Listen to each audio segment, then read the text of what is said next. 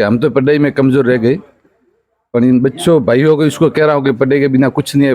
अपने बाबा बनना है, संत बनना है, तो भी पहली पढ़ाई चाहिए। धक्के खा रहे हैं उधर जो पैसे कमाने के लिए, उससे अच्छा कि तुम लोग पढ़ो और गवर्नमेंट जॉब प्राप्त करो, उससे फिर तुम्हारे फ्यूचर में अच्छा होगा, धक्के वगैरह नहीं खाने पड़ेंगे। तो बस प्राउड फील हो रहा है कि मतलब मेरे पिताजी का नाम बढ़ा, मेरे गुरुजन सभी खुश हुए।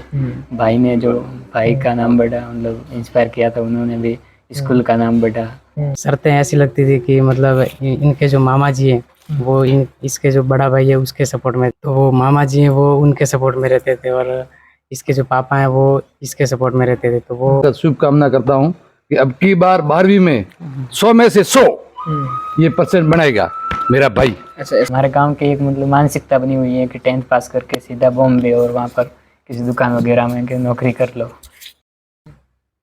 नमस्कार, मैं हूं रविंद्र सिंह उमट और आप देख रहे हो मेरा यूट्यूब चैनल और फेसबुक पेज। 10वीं बोर्ड परीक्षा का परिणाम आज घोषित हो गया है और इस 10वीं बोर्ड परीक्षा के परिणाम में रानीवाड़ा उपखंड क्षेत्र के धानोल निवासी हितेश राजपुरोहित ने 99% बनाकर रानीवाड़ा उपखंड क्षेत्र का नाम रोशन किया है। हमारे साथ में बातचीत करने के लिए उपस्थित हैं हितेश, स्वयं मौजूद है, उनसे बातचीत करते हैं। हितेश, सबसे पहले आपको बहुत बहुत बधाई, आपने 10th के अंदर 99% बनाया, क्या कहोगे आप? जी, मैं मतलब 8वीं तक गाँव में ही पढ़ता था, वहाँ भी प्राइवेट स्कूल में मतलब अच्छे सभी टीचर थे, क्वालिफाइड थे, वो भी अच्छे पढ़ाते थे, मतलब इंस्पायर करते थे मुझे पढ़ाई के लिए। फिर 8वीं के बाद यहाँ पर गवर्नमेंट स्कूल अच्छी नहीं थी तो मैं बड़गाम गया, वहाँ से मतलब बस में अप डाउन करता था और 9th में वहाँ एडमिशन लिया और वहाँ के गुरुजन भी सब अच्छे थे, तो पढ़ाई में मतलब पढ़ाई अच्छी कराते थे और भाई ने भी इंस्पायर किया, पिताजी भी मतलब सपोर्ट रहा, इसलिए 99% बना ली। हमारे जो दर्शक है वो जानना चाहते हैं आपका परिचय के बारे में, आप थोड़ा अपना परिचय दो। मेरा नाम हितेश राजपुरोहित है और मेरे पिताजी का नाम गौराराम जी है, मेरी माताजी का नाम कमला देवी है और मैं धानोल का निवासी हूँ, तहसील रानीवाड़ा, जिला जालौर। अच्छा, आप इसका श्रेय किसको देना चाहोगे? सर मतलब मेरे पिताजी ने मुझे सबसे ज़्यादा इंस्पायर किया, उन्होंने बताया कि मतलब धक्के खाने से अच्छा पढ़ाई करो तो मतलब आगे फ्यूचर ब्राइट होगा हमारा, इसलिए उन्होंने पढ़ाई की है तो उनको नॉलेज है कि मतलब पढ़ाई के सिवा आगे कुछ नहीं है, इसलिए।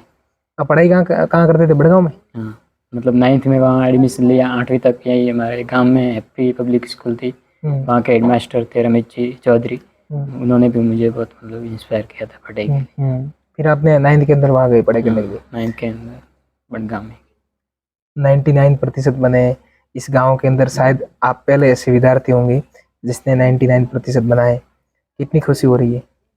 तो मैं बयान नहीं कर सकता, वो खुशी तो बहुत हो रही है। परिवार का नाम मतलब सम्मान सब बड़ा है। अच्छा, सुबह से यहाँ लोग भी आ रहे हैं, आपको साफा पहना रहे हैं, माला पहना रहे हैं, मिठाई भी खिला रहे हैं, कैसा फील हो रहा है? तो बस प्राउड फील हो रहा है कि मतलब मेरे पिताजी का नाम बढ़ा, मेरे गुरुजन सभी खुश हुए। भाई ने जो भाई का नाम बढ़ा, मतलब इंस्पायर किया था, उन्होंने भी स्कूल का नाम बढ़ा, जो मुझे 8वीं तक यहाँ पढ़ा उनका भी, गुरुजनों को भी मतलब मेरे पर प्राउड फील हो रहा है। सबसे पहले कौन आया था आपके पास मिठाई लेके? सबसे पहले हमारे मतलब वो जहाँ मैं पढ़ता है बड़गांव, वहाँ प्रिंसिपल सर जी मनोज कुमार। अच्छा, आपने 99% बनाए। धनोल गांव की बात करें तो ये गांव थोड़ा पढ़ाई के मामले में थोड़ा पीछे है, फिर भी आपने 99% बनाए। किस तरह से आपका पढ़ाई करने का शेड्यूल था? हाँ, मतलब हम 2 भाई, मतलब मेरा भाई बड़ा भाई था, वो भी 12th बोर्ड की तैयारी कर रहा था और मैं 10th बोर्ड थी, तो वो मतलब हम सुबह तो दोनों 5 बजे उठ जाते थे और तैयार होकर स्कूल जाते थे, फिर स्कूल से लौट कर मतलब 1-2 घंटा रेस्ट करते थे, फिर शाम को 4 बजे से 6 बजे तक पढ़ाई, फिर वापस 6 से 7 थोड़ा एंटरटेनमेंट होता था, फिर मतलब डिनर वगैरह होकर फिर शाम को पढ़ते थे। शाम को जैसे वो मतलब 8 से 12 तक वो नींद करता था, तो मैं फिर 12 तक पढ़ता था और फिर उसको जगाता था, तो वो 12 से 4 तक पढ़ता था ऐसे। अच्छा, पूरा शेड्यूल बनाया हुआ था। जैसे 4 घंटे वो पढ़ता था, 4 घंटे। ये रोजाना का शेड्यूल था? हाँ, रोजाना। 10th में पढ़ाई करे थे उस समय कोई आपने स्कूल में छुट्टी लिया, फिर रोजाना स्कूल जाते थे? नहीं, रोजाना स्कूल में कभी एब्सेंट नहीं रहा। कभी आपने छुट्टी ली? रोज पढ़ाई करती थी? अच्छा, मेरा बड़ा भाई था, उसने मतलब 12th सबसे बड़ा भाई है, उसने वो भी बिजनेस कर रहा है, उसने 85 बनाए थे 10th में। अच्छा, महेंद्र कुमार। हाँ, आपके परिवार में और कितने सदस्य हैं? मतलब मेरे 4 भाई हैं और 2 बहनें हैं हम्म, और कहाँ में आंटी हैं और हाँ, दादा। अच्छा, ओके। तो आपके जो पिताजी है वो अभी कहाँ है? वो मतलब बॉम्बे में बिजनेस कर रहे हैं, लेकिन उन्होंने भी 12th तक पढ़ाई की थी, इसलिए उन्हें नॉलेज है। तो आपके पिताजी भी बॉम्बे रह रहे हैं? अच्छा, मतलब उनकी परिस्थिति ऐसी नहीं रही, इसलिए वो गवर्नमेंट जॉब नहीं ले पाए, तो इसलिए हमको मतलब इंस्पायर किया कि आप पढ़ो तो फ्यूचर ब्राइट होगा आपका। इससे हमारे साथ में इनके भाई हैं विक्रम, उनसे बातचीत करने की कोशिश करेंगे। विक्रम, आज आपके छोटे भाई ने 99% बनाए, कैसा फील हो रहा है आपको? क्योंकि आप इसके बड़े भाई हैं और बड़े भाई को छोटे भाई की सफलता के पीछे कितनी बड़ी खुशी हो रही है? खुशी तो बहुत हो रही है कि मतलब उसके लिए खुशी बयां करने के लिए कोई वर्ड नहीं है, एक वर्ड में क्या बोलें, वो खुशी, इतनी खुशी हो रही है कि मतलब क्या ही बोले अब। बाकी जो पढ़ाई इसने की वो काफ़ी, हम जब घर घर आता था मैं तो देखता था कि काफ़ी ये दोनों भाई पढ़ाई भी करते थे, रातों रात मतलब 2-2 3-3 बजे तक पढ़ाई करते थे। और इनका एक शेड्यूल वगैरह बहुत अच्छा था, काफ़ी मैं भी इनको बताता रहता था, मैंने भी पढ़ाई की है, मेरे जो बड़े भाई हैं उन्होंने भी पढ़ाई की है। तो हम आपस में इनको नॉलेज देते रहते थे कि भाई मतलब बोर्ड में ऐसा ऐसा सिस्टम होता है, ऐसे लिखना पड़ता है, वो सब बाकी नॉलेज सब इनको बताते रहते थे। इसका जो बड़ा भाई है उसने भी 12th में काफ़ी अच्छे परसेंटेज बनाए, 93% बनाए। और इसने इसके और उसके बीच में आपस में कंपटीशन चलता रहता था। तो मतलब इनके पापा के और इनके मामा जी हैं जो बाबूलाल जी डोंगरी पुरोहित थे, भक्तों का वास वहाँ रहते, उन्होंने उनके और इनके पापा जी के बीच में आपस में शर्तें वगैरह लगती रहती थी। कैसी शरत है? शर्तें ऐसी लगती थी कि मतलब इनके जो मामा जी हैं वो इसके जो बड़ा भाई है उसके सपोर्ट में थे, क्या और नाम है इसके उनके बड़े भाई का? बड़ा भाई उनका नाम है कीर्ति। हाँ। तो वो मामा जी हैं वो उनके सपोर्ट में रहते थे, और इसके जो पापा हैं वो इसके सपोर्ट में रहते थे। तो वो मतलब आपस में बोलते रहते थे कि ये आगे निकलेगा, ये आगे निकलेगा। फिर वो अभी रिजल्ट आया तो पता चला कि ये काफ़ी आगे निकल गया है, जो इसके बड़े भाई को पीछे छोड़ दिया है, जो बहुत काफ़ी डिस्टेंस है। तो वो जो इनके मामा जी हैं वो हार गए और इसके पापा जीत गए। इनके भाई के कितने परसेंटेज बने 12th में? इनके भाई के 93% बने। 93। तो फिर इनके मामा जी का आपके पास फोन आया था? जी बिल्कुल, फ़ोन आया था। फिर आपने कहा होगा आप तो हार गए। बिल्कुल, हमने कहा कि आप हार गए, तो बोले कि जी हाँ, मैं हार गया और इसके पापा जीत गए। काफ़ी खुशी हुई उनको भी। हाँ, मतलब मामा जी हैं तो खुशी तो बहुत हुई उनको भी। इनके पिताजी ने जब सर लगाई तो मुझे ऐसा लग रहा है इनके पिताजी भी अच्छे खासे पढ़े लिखे। जी बिल्कुल, इनके पिताजी हैं वो काफ़ी पढ़े हुए हैं। उन्होंने मतलब उसकी उनकी जो लाइफ़ है वो एक जगह पर ऐसे अटक गई थी कि एक साइड थी नौकरी और एक साइड इनकी लाइफ़ थी। तो फिर मतलब इनकी शादी उसी टाइम पे शादी हो रही थी, और उसी टाइम पे इनके मतलब एग्ज़ाम देने का टाइम आ गया। तो फिर घर वालों का मतलब वो आस-पास का सिस्टम वगैरह देखते हुए उन्होंने वो जॉब वो नहीं प्राप्त कर पाए। बाकी तो भी गवर्नमेंट जॉब होती है और काफ़ी पढ़े हुए हैं, तो उनको भी काफ़ी नॉलेज है। तो मतलब उनसे मेरे बड़े भाई हैं उनको नॉलेज मिला, ऐसे करते-करते हम सबको नॉलेज पढ़ाई के बारे में नॉलेज मिलता रहा। बाकी उन्होंने मतलब दोनों लाइफ़ें जी हुई है, पढ़ाई मतलब नौकरी वाली वो भी लाइफ़ जी हुई है और अभी बिज़नेस वाली भी जी हुई है। तो मतलब वो हमको बताते रहते हैं कि मतलब जो हम धक्के खा रहे हैं उधर जो पैसे कमाने के लिए, उससे अच्छा कि तुम लोग पढ़ो और गवर्नमेंट जॉब प्राप्त करो, उससे फिर तुम्हारे फ्यूचर में अच्छा होगा, धक्के वगैरह नहीं खाने पड़ेंगे। इसीलिए पढ़ाई के लिए वो काफ़ी इंस्पायर करते रहते हैं। परिवार का कैसा सहयोग मिला इनके पिताजी के अलावा लोगों का, जैसे दादा दादी, आपके मम्मी जी, इनकी मम्मी जी का कैसा सहयोग मिला?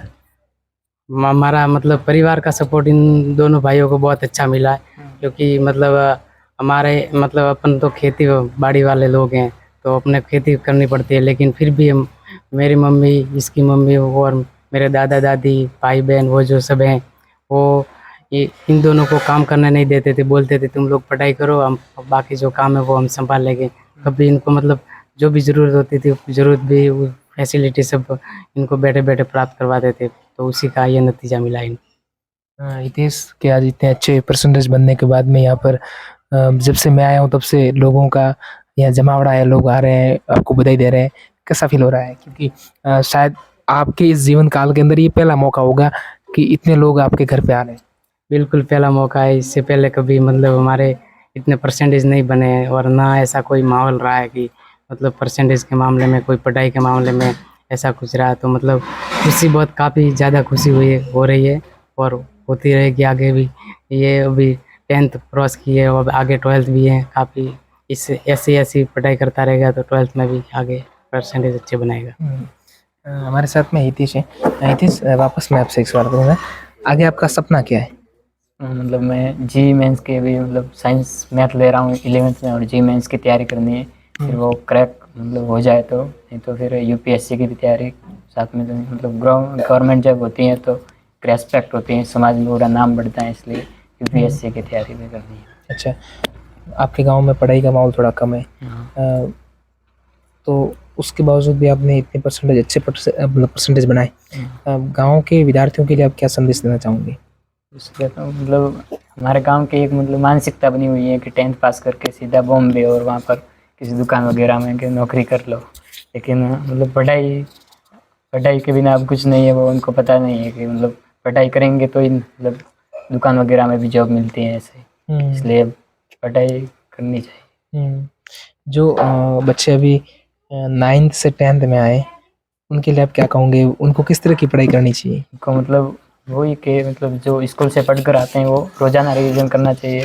जैसे कि आज मतलब पूरा पढ़ लिया एक दिन में, 24 घंटे पढ़ लिया, नींद वगैरह नहीं की, तो फिर अगले दिन वापस सोते रहते हैं। तो मतलब ऐसा रोज़ लगातार जैसे 2-2 घंटे कंटिन्यूसली पढ़ते रहते हैं तो इनका रिवीजन चलता रहता है और सिलेबस कंप्लीट हो जाता है। हमारे साथ में दानोल ग्राम पंचायत के पूर्व सरपंच बोमाराम जी राजपूत हैं, उनसे भी बातचीत करने की कोशिश करेंगे। यहाँ पे सापा लेके आए, माला भी लेके आए, आपने इनको पहनाई, मिठाई खिलाई, कितनी खुशियाँ हो रही है? खुशी मेरे को इतनी, मैं आज सुबह एक शादी में गया हुआ था, रानीवाड़ा के पास आमपुरा गांव में।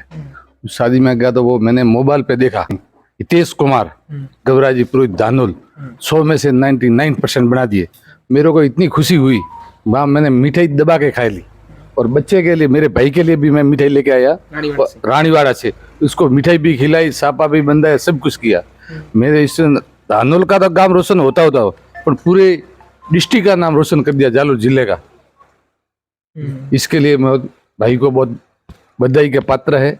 ऐसा कैसा शुभकामना करता हूँ कि अब की बार 12वीं में 100 में से 100 ये % बनाएगा मेरा भाई। अच्छा, ऐसा आपको विश्वास है? विश्वास है पूरा कि 100 में से 100% 12वीं बोर्ड में ये बनाएगा। ये बच्चा मेरा भाई है, मेरे काका का लड़का है। अच्छा, मेरे काका भी इतने होशियार थे पहले, गवराराम नरसाजी पुरोहित दानोल। हम भी यहाँ पढ़ाई तो करते थे पहले भी, पर जब क्या इतना हम पढ़ाई में ध्यान नहीं देते थे। कैसा मतलब क्यों ध्यान नहीं देते थे? बस जैसा उस टाइम ऐसा माहौल था।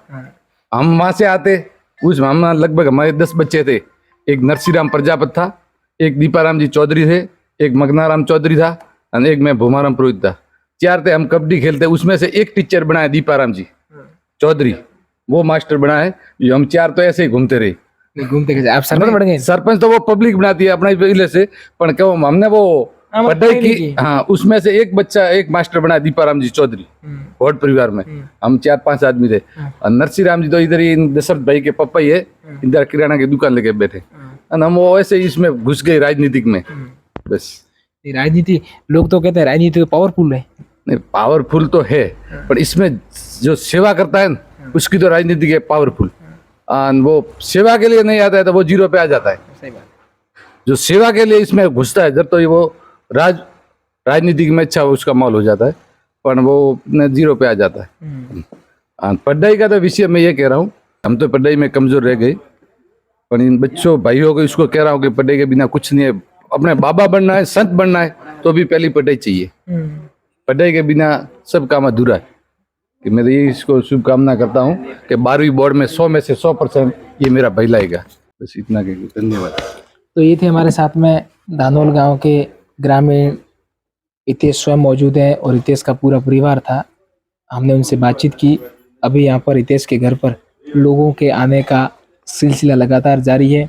सापा माला पहना रहे हैं, हितेश को बधाई भी दे रहे हैं। सहयोगी दयाराम प्रजापत के साथ रविंद्र सिंह उमट, रानीवाड़ा, जालोर।